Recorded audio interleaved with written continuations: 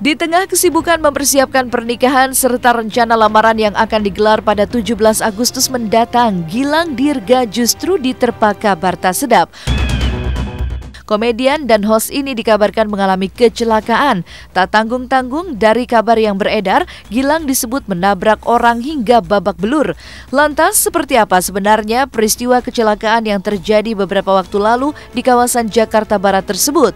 Benarkah Gilang justru tak tahu menau soal kecelakaan yang konon menimpa dirinya itu? Gue rasa gue nggak perlu klarifikasi. Intinya adalah yang bawa supir gue. Mobil itu mobil yang dipakai untuk operasional, karena kan gue punya bisnis kan. Intinya pada saat di sana, pada saat kejadian, gue di rumah. Bukan. Jadi kalau misalnya ada yang ngomong ada gue di situ segala macam, lah nggak bener lah. Itu gue di rumah. Yang gue tahu sih di daerah Jakarta Barat sih. Karena setelah itu, jadi posisinya nih pada saat kejadian, gue memang dikabari, tapi posisi gue di rumah gitu loh. Nah setelah itu supir gue langsung gue pecat, karena menurut gue lo harus tanggung jawab.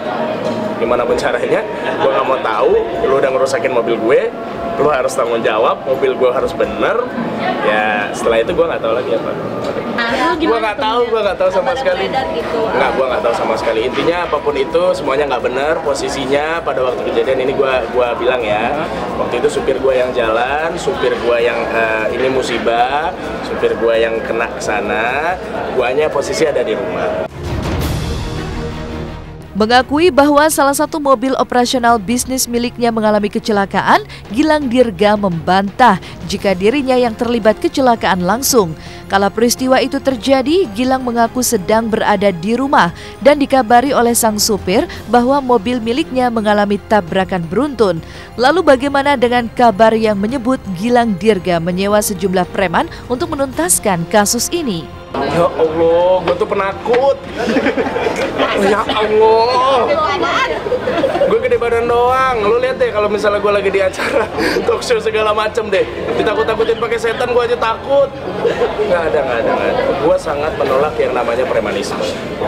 Gue tidak pernah mau hal-hal seperti itu ada di hidup gue. Gue nggak pernah mau. Kalau nggak salah juga info yang gue dapet sih, ini udah selesai, udah ada musyawarah katanya. Setahu gue ya, info yang gue dapatkan seperti, karena gue setelah gue pecat gue tidak berhubungan lagi. Banyak yang bilang kayak gini, ketika lo ada beban lepaskan, ketika lo ada masalah lo singkirin dulu, karena lo harus fokus ke sini. Misalnya ini positif nih, masalah nih, lo mesti disingkirin dulu masalah lo. Lo mesti tetap fokus gitu, jalan lo berat lah, karena lo mau ibadah nih, gitu. Lo mau nikahin anak orang itu ibadah gitu.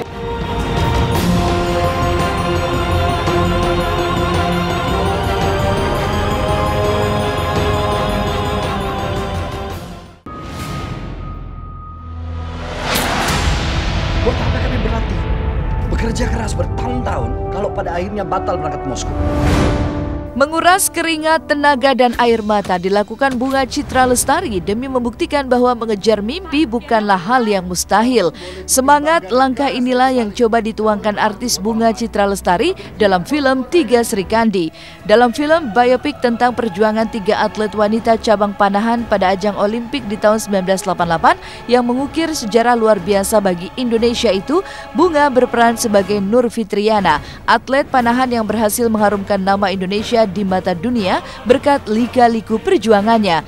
Sebuah kisah apik yang mengajarkan siapa saja untuk berani bermimpi walaupun terdengar mustahil. Nah, bagaimanakah kisah apik perjuangan Bunga Citra Lestari ini? Nantikan film Tiga Srikandi yang akan tayang perdana pada tanggal 4 Agustus 2016 nanti. Film ini kan sebenarnya film yang adalah mengenai sejarah dan juga mengenai pencapaian anak bangsa yang akhirnya bisa membawa nama Indonesia di kancah olahraga dunia gitu, Olimpiade, dan ini pertama kalinya di tahun 80-an. Yang mudah-mudahan ini film nanti bisa menginspirasi generasi muda juga yang mungkin belum tahu nih Tiga Srikandi ini apa gitu, karena kayaknya nggak tahu kalau generasinya Tara ya, generasi aku aja udah agak-agak Tiga Srikandi gitu. Bingung apa gitu kan.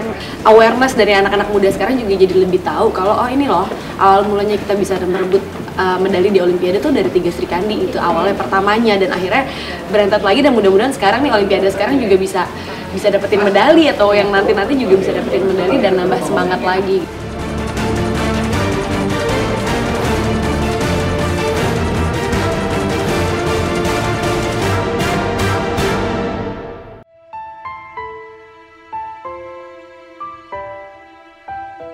Nah pemirsa, usai sudah perjumpaan kita hari ini, jangan lupa saksikan Was-Was dari hari Senin sampai dengan Kamis mulai pukul 5.30 pagi waktu Indonesia Barat hanya di SCTV, satu untuk semua. Hembusan angin meniup wajah alam, mataku tak berkedip menatap langit. Terlalu luas tak bertepi pandang, bisakah aku menyentuh awan? Berwaktu-waktu aku mengasuh rasa, mendengarkan jiwaku berkata